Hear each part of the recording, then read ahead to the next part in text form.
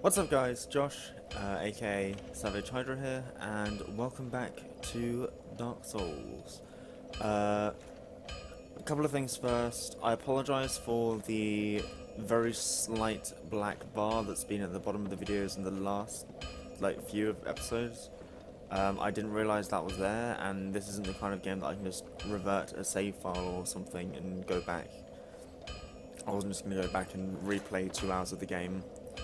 I also apologise for the game volume potentially being too loud at some points. Basically, I did a test run on another playthrough of a recording, actually around here, and it sounded alright. And I underestimated the volume of effects like resting at a bonfire, and any music that would play in a boss fight. So at those points, I think my game volume might have been a bit overshadowing my actual talking about what I'm doing.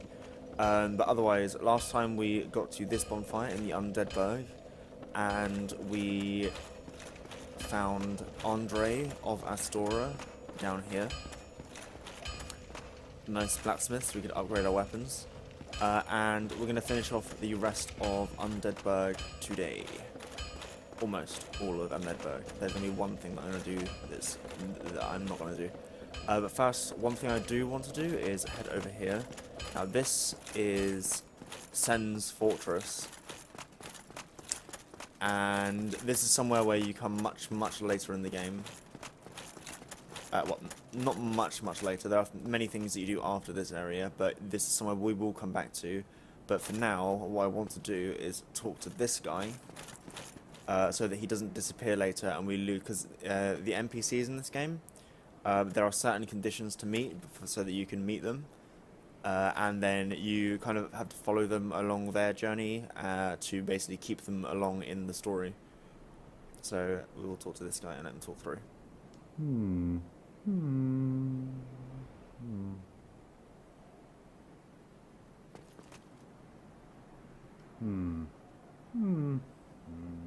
Oh, forgive me. I was absorbed in thought. I am Siegmeyer of Katarina. Quite honestly, I've run flat up against a wall, or a gate, I should say. The thing just won't budge, no matter how long I wait. And oh, have I waited. So here I sit, in quite a pickle, weighing my options, so to speak.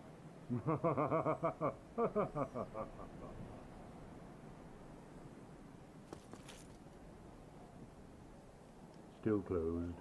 Still closed. And that's pretty much his dialogue gone down. So that's Siegmeyer. And we'll meet him again later. But for now, what we will do... the other thing that there is that you could potentially go to for now is down here. And you can go down this way towards another area of the game, but we're going to do that later. I don't want to do that right now. So what I'm going to do is head back up this way.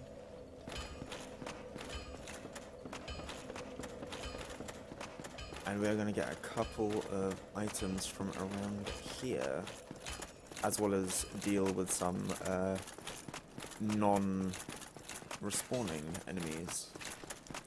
So, first things first, these guys have respawned from when we were here last time. And as you can probably see, we're doing a little bit more damage because we upgraded our weapon.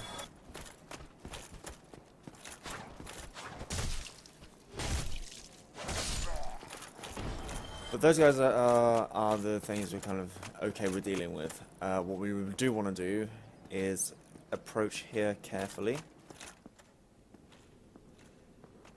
and pull this guy and take him outside so that we have freedom to fight him. Ow. I meant to roll to the side there. It didn't really go where it wanted.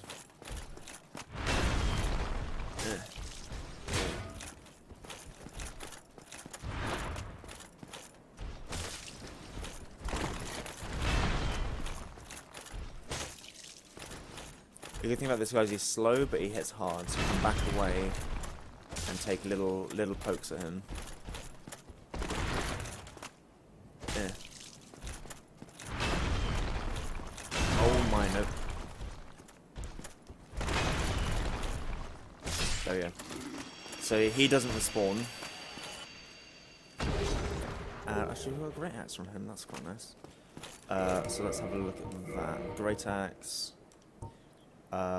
Much too high of a strength requirement for us to use at the moment. And it has lower scalings, but it does have high base damage. But obviously we can't wield that right now, so gonna stick with the club. And what he is guarding is this item right here, which is our first Firekeeper soul. So what we can do now is hop in this elevator. Safe zone ahead. That there is. So we can hop in this elevator right here and go down.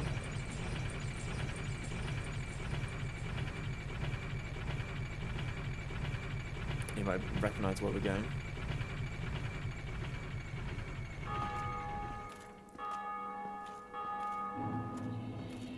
We're back in Firelink Shrine. So we can head down here.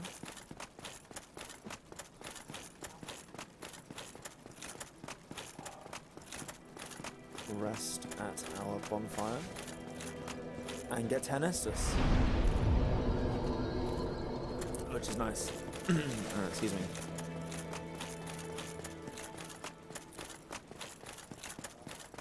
But as for the rest of that area, we'll go out there and deal with it now.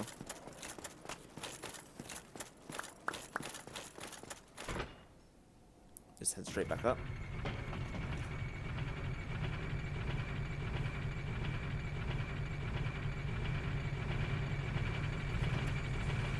And before we headed down here, we saw some Boulder Knights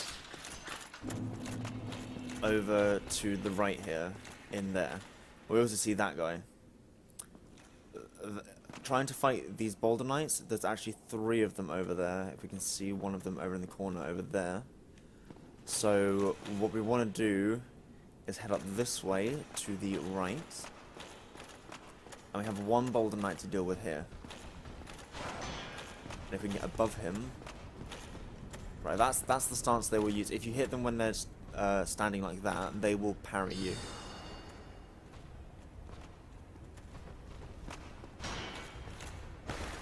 Like that. That wasn't a parry, actually.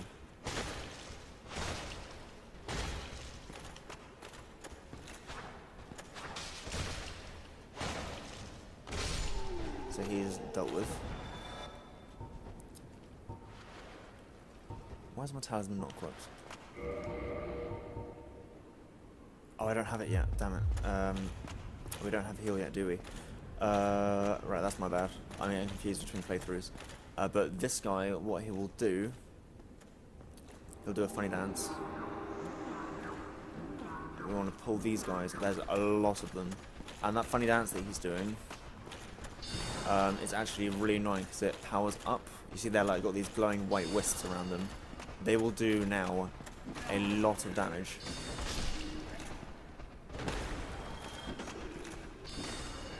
So we want to kind of pull them down here slowly, bit by bit, and deal with them.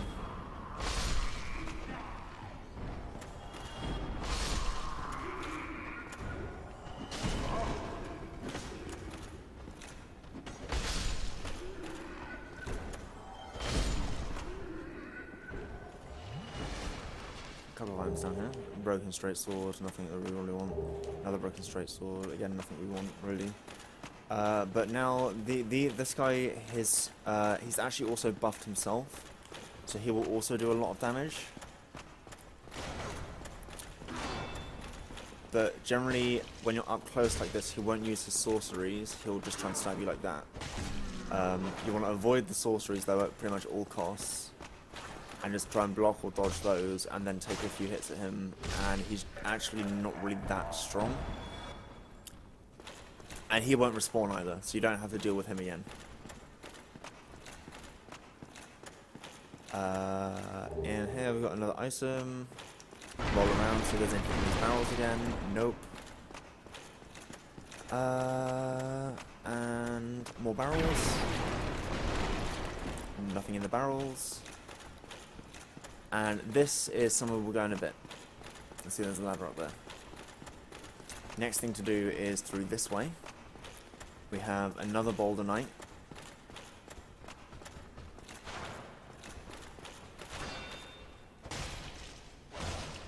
Let's deal with him. You see, the club's pretty good because it staggers enemies quite easily. Let's kick it. Oh no, no, you're not healing. So again, the Boulder Knights at this point are becoming a lot easier to deal with. One, because we upgraded our weapon, and two, because just getting familiar with how they fight. And we can run around here. And we have a corpse in a barrel. Generally, if there's a corpse in a barrel like that, break the barrel, and the corpse will have an item on it. And we get some humanity. As you see, the number on the top left has gone up again, so we're collecting passive humanity from the enemies that we're defeating. And that will come into play at some point later. But as for now, there's a door here. You see, there's nothing we can really do about it. But this is clearly weak, so we can just break through that. And that's also, again, more look for places you can potentially break through in the game later on. So it's still teaching us about things that we might want to look out for later. So this guy here. Oh, still human, are you? Then I am in luck. Could you help me? As you can see, I am stuck without recourse. So can we open this? And this is where the mystery key gives us. So the mystery key that we collected earlier releases this guy from the prison. Thank you. Yes, sincerely. I am Knight Lautrec of Karim. I truly appreciate this. And I guarantee a reward. Only later. So we got Lautrec out of his incarceration, and we will deal with him at a later time, because his other name is Lautrec the Guilty. So we will deal with him later. But for now, we can run back down this way.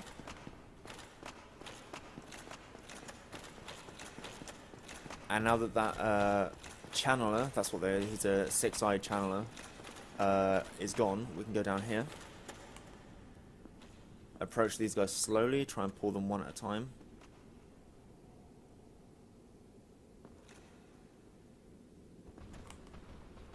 I think I might have accidentally pulled two.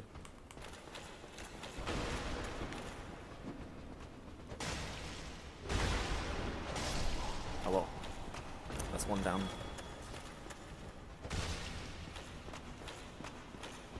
So we caught that guy just before he actually got into his parry pose, so it's not like as soon as they start making that animation, it's when they're finally in the pose that they can't, that you can want to avoid them. But we'll just get aggressive on this guy, stun lock him into that. More Titanite shards, so we'll be able to upgrade some stuff. And then we've got one more guy out here to deal with. Backstabbing. And he's out. What does this say? Imminent beating to a pulp. I'm assuming someone got taken out by all three of those at the same time. Right, so why is someone hidden a message in these barrels? Well, I don't know. But we have the halberd. Now, a halberd is a nice... we don't have the right efficiency to use these weapons. But it's got fairly low requirements. It's a really nice weapon. It's got pretty good base damages. Not great scalings, but you can improve that with just upgrading it. And there, it's a nice next weapon.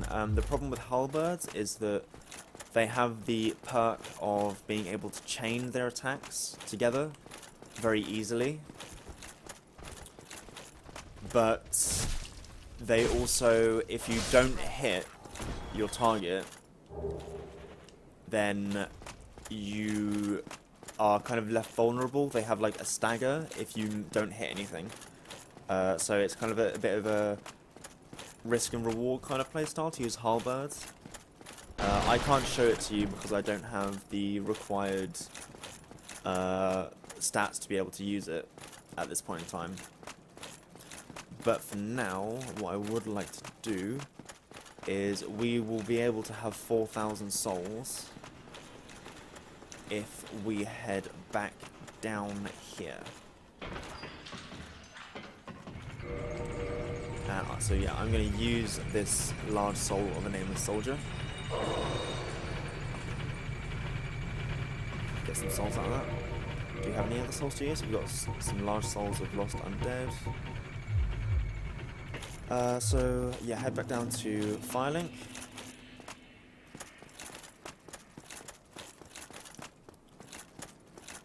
And talk to this guy. Oh, I will teach. And we can buy heal now. And then we probably want to rest at the bonfire.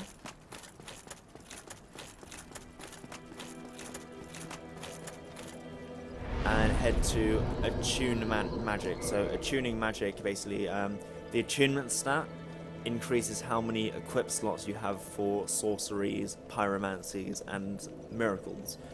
So we can now equip the heal. Oh, we don't have enough faith. Damn it. We can equip the heal miracle, and then in our offhand, so parallel to our shield, we can put in a talisman. So when we have 12 faith, which we don't right now, we can pop our shield away to our talisman and then use heal. But right now we don't have enough faith to use it. But I have it equipped anyway just for GP. We don't have any good rings, do we, either? We don't have any rings at all. I put the ring. Yeah, I have sorted inventory into the bottomless box of the bonfires. So that is something that I've done off screen. I've put things like the ring of sacrifice and stuff into the bottomless box because there's pretty much only one place in the game that the ring of sacrifice is actually useful. But for now, we'll head back up here. And I think what I want to do, because we got a few Titanite shards off of some of those knights. So what we can do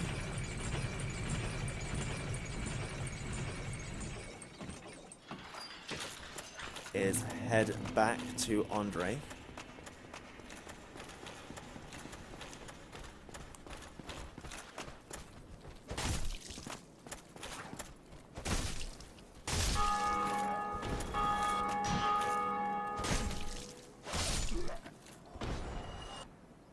Deal with these guys again.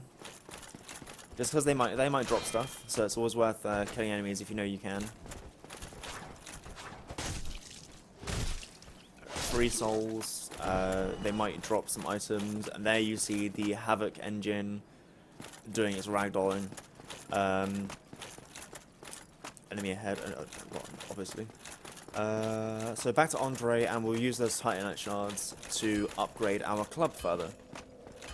Obviously, you can use them to upgrade whatever weapon you are using. I'm using the club because it's actually a decent strength weapon. What it lacks in range, it makes up for in damage, so it's a bit less of a safe option in terms of weapons, but it will do its job for us. And I'm 1 Titanite shard short of upgrading it another time, so I'm actually going to look at using our large soul of lost undead. And that should give us the means to buy another Titanite shard. and take the club up to +3. Which is nice. Also, it means that whenever you upgrade a weapon like that, its durability gets refreshed. So we've saved money not repairing it by upgrading it instead. But for now, I think the best thing we can do is actually, I might end off here, and we will do the rest of this area in the next episode. So, thank you for watching.